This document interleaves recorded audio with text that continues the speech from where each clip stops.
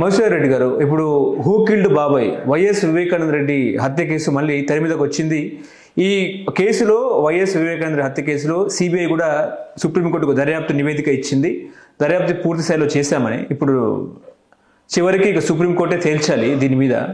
ఓవరాల్గా మళ్ళీ సునీత తెర మీదకి వచ్చింది. నిన్న పులివెందులలో ప్రెస్ మీట్ కూడా పెట్టిన పరిస్థితి.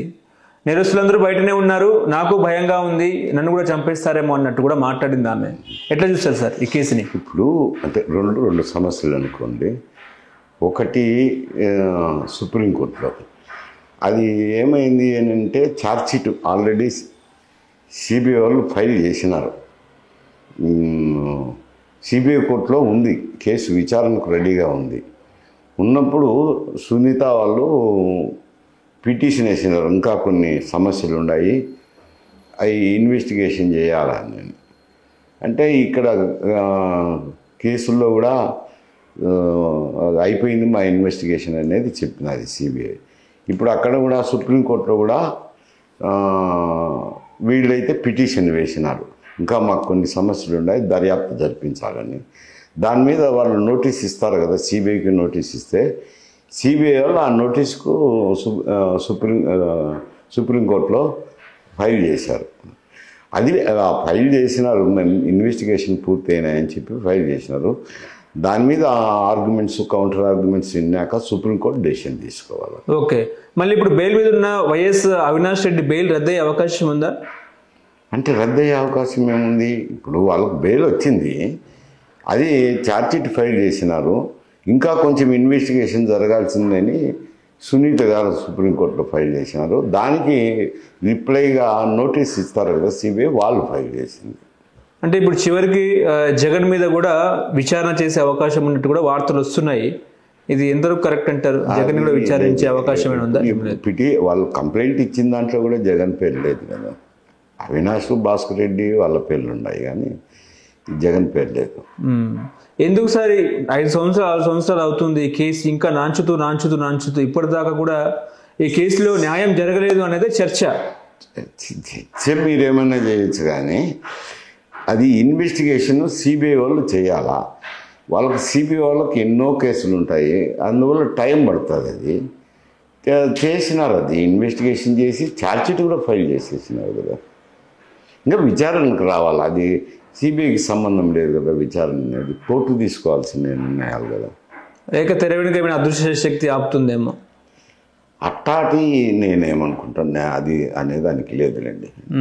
మరి అది ఏ కారణాలు వాళ్ళ కోర్టు, పొలిటికల్ కారణాలు కూడా ఉండొచ్చేమో చెప్పలేను, కానీ సిబిఐ కోర్టులో విచారణ జరగాలి కదా. విచారణకైతే ఉంది రెడీగా.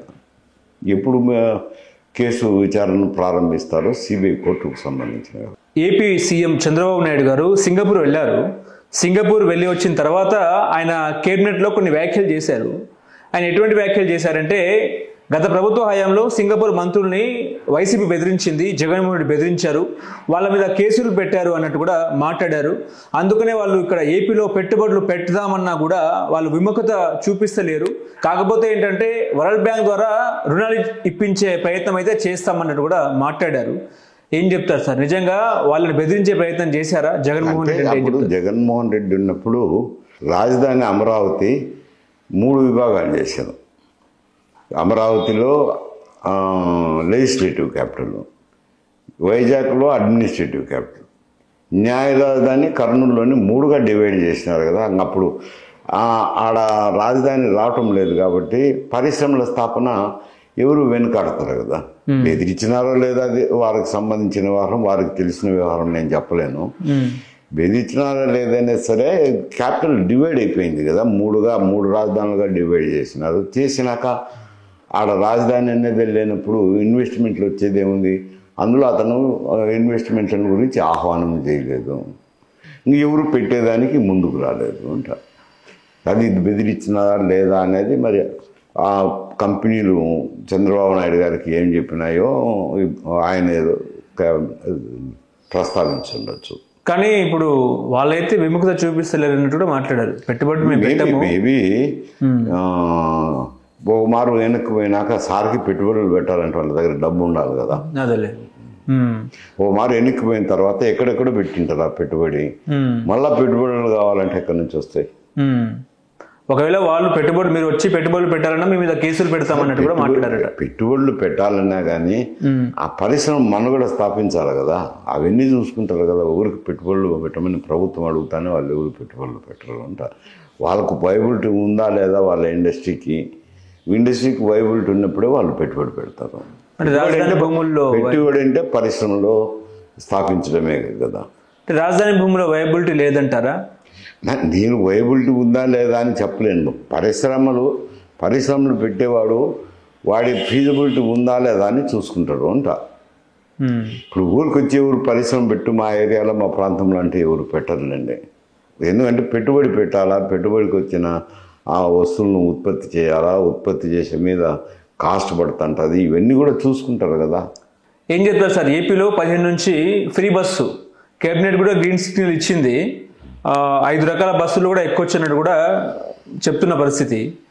ఓవరాల్గా ఎట్లా చూస్తారు? బడ్జెట్ సరిపోతుందా? ఫ్రీ బస్ అంటున్నారు, ఇప్పటికే బడ్జెట్ ఏదని చెప్తున్నారు. అంటే సరే, అది నేను గతంలో కూడా మీకు కూడా చెప్పాను. ఎందుకంటే గతంలో చేసిన అప్పులే 11 లక్షల కోట్లు ఉన్నాయి. ఇది వచ్చిన రెవెన్యూలో 55,000 కోట్లు వడ్డీలకు కంతులకే పోతుంది. 60% జీతభత్యాలు పోయినాక ఇంకా పెద్దగా లేదు. కాకపోతే ఏదో హామీలు ఇచ్చినారు కాబట్టి వాళ్ళు ఏదో సర్దుబాటు చేసుకోవాలా. హామీని సర్దుబాటు చేసుకోవాలా అని అంటే ఫైనాన్సెస్ కావాలా, అవి లోన్లు పోతారో లేదా, ఎందుకంటే లోన్లు పోయినా తెచ్చి ఇస్తామనే దానికి మీరున్నారు. బ్యాంకు వెళ్తే మీ ఏం ఆదాయం వస్తుంది, మీకు లోన్ ఇస్తే రీపే చేయగలిగిన కెపాసిటీ ఉందా లేదా అని చూసి, కెపాసిటీ ఉంటేనే మీకు అప్పు ఇస్తారు. అట్నే ప్రభుత్వం కూడా అవన్నీ చూస్తారు. రెవెన్యూ ఎంత వస్తుంది, ఇప్పుడప్పుడు ఎంత ఉన్నాయి, ఎన్ని మీరు అప్పు ఇస్తే మళ్ళీ రీపేమెంట్ ఉంటుందా లేదా అనేది కూడా అవన్నీ వాళ్ళు చూస్తారు కదా. ఫైనాన్స్ ఏ ఇన్స్టిట్యూషన్స్ అయినా అవి మరి వాళ్ళకి ఏదో ఇంతవరకు కూడా ఆయన 6 హామీలు చెప్పారు. ఇప్పుడు ఇది 3వ హామీనే. ఏదో పెన్షన్లు ఏదో పెంచారు, ఇంకొకటి ఏదో ఇచ్చారు. మళ్ళీ తర్వాత ఇది August 15th నుంచి ఆర్టీసీ బస్సులో ఫ్రీ ప్రయాణం అని కేటగరైజేషన్ చేసినారు. ఇవన్నీ పెట్టారు, 2 కండిషన్స్ పెట్టినారు. ఆ ప్రకారం ఆధార్ కార్డు చూపిస్తే వాళ్ళకు ఫ్రీ బస్సు ప్రయాణం చేయొచ్చునని చెప్పి గైడ్లైన్స్ ఇచ్చినారు. అవన్నీ పత్రికల్లో వచ్చినాయి. అమలు చేస్తారు, దానికి ఏముంది. ఒక మాట ఇచ్చి 15th నుంచి అమలు చేస్తామన్నాక ఫైనాన్షియల్ అడ్జస్ట్మెంట్ రాష్ట్ర ప్రభుత్వం. ఎందుకనంటే ఆర్టీసీ ఎన్ని టికెట్లు అయితే ఫ్రీగా పోయినాయో ఆ టికెట్ల డబ్బును గ్రాంట్ రూపంలో ఇవ్వాల్సింది ఉంటుంది ప్రభుత్వం. ఆర్టీసీ గ్రాంట్ రూపంలో అది ఆ గ్రాంట్ రూపమైనా కానీ అది ప్రభుత్వ నిధుల నుంచే ఇవ్వాల్సిందే కదా, ఖజానా నుంచి. ఆ డబ్బులు అడ్జస్ట్మెంట్ చూసుకొని ఇచ్చింటారు కదా. టికెట్లు కొట్టినా కూడా ఆ టికెట్ లేక ప్రభుత్వం చెప్పాల్సిందే, ప్రభుత్వం చెల్లించాల్సిందే కదా. గ్రాంట్ రూపంలో ఆర్టీసీకి ఇస్తుంది. కాకపోతే ఆర్టీసీ ఎట్లా మనగడ సాగిస్తుంది? సాగించలేదు కదా.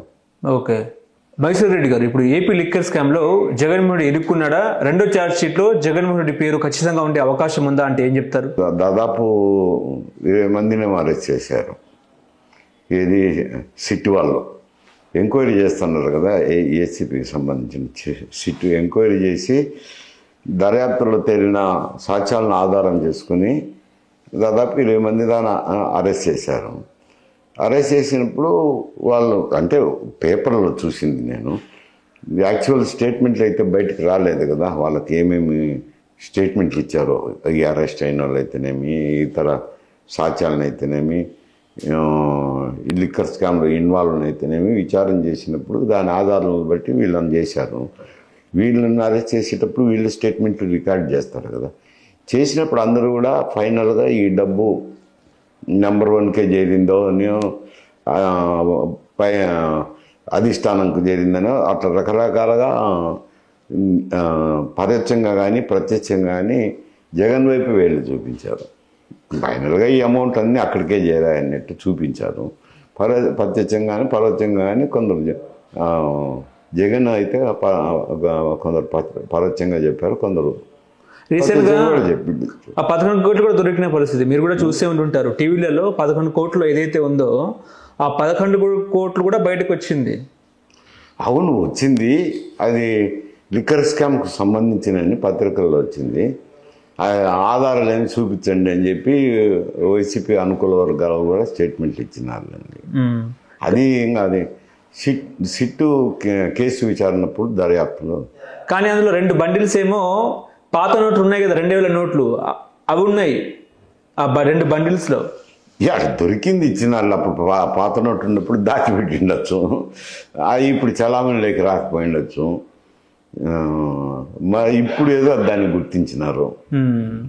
ఆ డబ్బే కాదు ఏదో సినిమాలో డబ్బు అన్నట్టు మాట్లాడుతున్నారు, ఆ డబ్బే కాదు అన్నట్టు కూడా మాట్లాడుతున్నారు. ఏదేదో ఖండనలు ఉంటాయండి. అయ్యేం ఫేక్ కరెన్సీ అనేది ఏసీబీ వాళ్ళకు తెలుదా మంచి కరెన్సీ ఫేక్ కరెన్సీ అని. మహేశ్వర్ రెడ్డి గారు, ఇప్పుడు గల్లా జయదేవ్ ఫ్యామిలీ మళ్ళీ పొలిటికల్ ఎంట్రీ ఇచ్చే అవకాశం ఉందా? ఇప్పుడు కాంగ్రెస్లోకి గల్లా జయదేవ్ వస్తున్నట్టు కూడా చర్చ నడుస్తుంది. రాహుల్ గాంధీ హామీ ఇచ్చినట్టు పీసీసీ ఇస్తామన్నట్టు, లేదు కాదు ఆయన టీడీపీలోకి వస్తారని, రాజ్యసభ సభ్యత్వం ఇస్తారని కూడా మాట్లాడుతున్నారు. ఓవరాల్గా మీరు ఎట్లా చూస్తారు సార్? గతంలో వాళ్ళు రాజకీయాల్లో ఉన్నోళ్ళే. అయితే ఏమైంది, జగన్ వైఎస్ఆర్సీపీ ప్రభుత్వం ఉన్నప్పుడు ఆ వైఎస్ఆర్సీపీ ప్రభుత్వం తీసుకున్న నిర్ణయాలు అయితేనేమి, హరాస్మెంట్ అయితేనేమి, ఏదైనానండి, దానివల్ల వాళ్ళు పరిశ్రమలు మూత పెట్టుకొని దూరంగా ఈ రాజకీయాలకు కూడా దూరం అయిపోయినారు. దీనివల్లనే కదా పరిశ్రమలు కూడా మూత పెట్టుకోవాల్సిందని. ఆ దూరం అయిపోయిన వాళ్ళు ఇప్పుడు మేమన్నా మళ్ళీ పునఃప్రవేశం చేయొచ్చునేమో, కాదండి. ఎందుకంటే వాళ్ళకు తెలుగుదేశం పార్టీకి అవినాభావ సంబంధాలు ఉన్నాయి కదా. రావచ్చు, తెలుగుదేశం పార్టీలో చేరొచ్చు, లేకపోతే కాంగ్రెస్ పార్టీలో చేరొచ్చు. అది ఎవరికి చేరుతారనేది వాళ్ళ నుంచి తెలియాల్సిందే కదా. అంటే కాంగ్రెస్లోకి వెళ్ళే అవకాశం ఉందంటారా? ఏం వాళ్ళకి కుటుంబానికి సంబంధించిన వ్యవహారము అంటుంది. గత ప్రభుత్వ హయాంలో వాళ్ళ కంపెనీ మీద కేసులు కూడా పెట్టారు. అదే ఇబ్బంది పెట్టినారు, హరాస్మెంట్ అని జనరలైజ్ చేసి చెప్పాను. హలో, తెలుగు రాజ్యం ఛానల్ చూస్తున్నారా?